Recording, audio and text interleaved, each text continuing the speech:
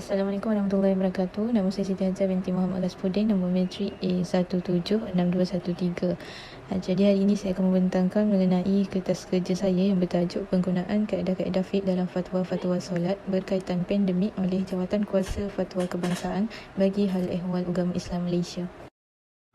Kita masuk kepada pengenalan. Pandemik virus berbahaya yang dikenali COVID-19 merubah tata cara kehidupan manusia, termasuklah aktiviti keagamaan yang menimbulkan permasalahan baru dari sudut hukum, sumber-sumber sekunder serta kaedah-kaedah fiqh yang dapat memberi jawapan dalam isu semasa. Justru artikel ini akan membahaskan mengenai peranan-peranan kaedah fiqh dalam mendepani cabaran isu semasa, terutamanya berkaitan dengan isu ibadah solat ketika pandemik COVID-19. Sejauh manakah kaedah-kaedah fiqh ini dapat digunakan dalam mengeluarkan hukum berkaitan permasalahan baru, dan adakah kaedah-kaedah fiqh menjadi rujukan dalam penyelesaian bagi permasalahan ibadah solat ketika pandemik COVID-19. Seterusnya, kita masuk kepada tinjauan literatur. Tinjauan literatur mendapati kajian lepas banyak menyentuh mengenai, iaitu yang pertama, peranan kaedah fiqh. Kaedah fiqh merupakan salah satu dari ciri-ciri yang istimewa yang terdapat dalam syariah Islam kerana ianya sesuai digunakan pada setiap zaman. Ia berperanan menyelesaikan permasalahan baru yang timbul akibat peredaran zaman, cabaran zaman yang semakin maju dengan teknologi, sistem ekonomi serta urusan manusia yang pelbagai menyebabkan timbulnya pelbagai permasalahan baru.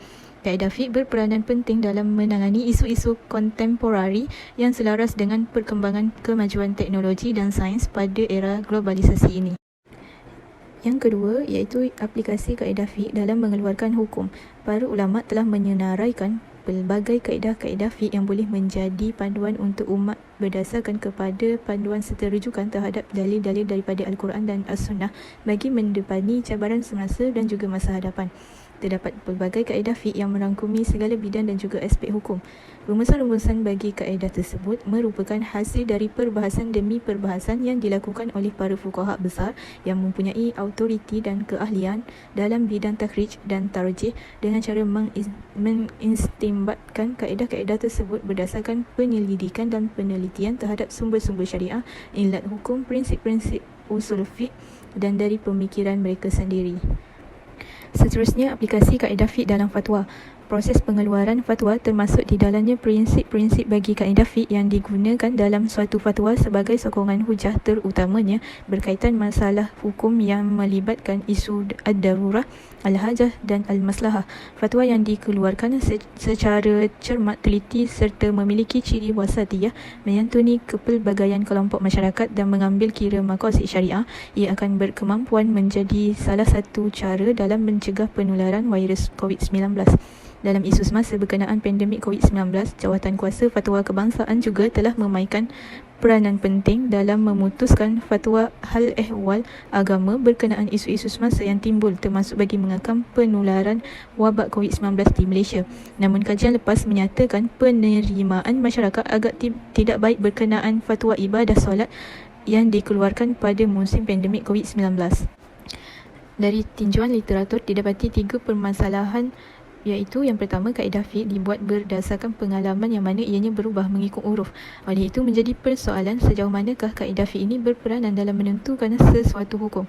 Yang kedua, permasalahan semasa dapat diatasi dengan mengaplikasikan kaedah fiqh sebagai sumber hukum yang dikeluarkan, namun tidak dijelaskan secara terperinci kaedah tersebut.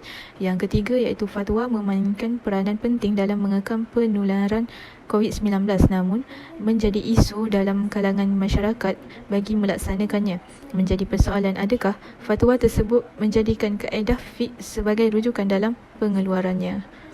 Kesimpulannya, fatwa dikatakan memainkan peranan penting dalam isu-isu semasa yang timbul, termasuk dalam mengekang penularan wabak COVID-19 di Malaysia, dan ia juga sering dijadikan rujukan utama sekiranya ingin diaplikasikan ke dalam masyarakat Malaysia.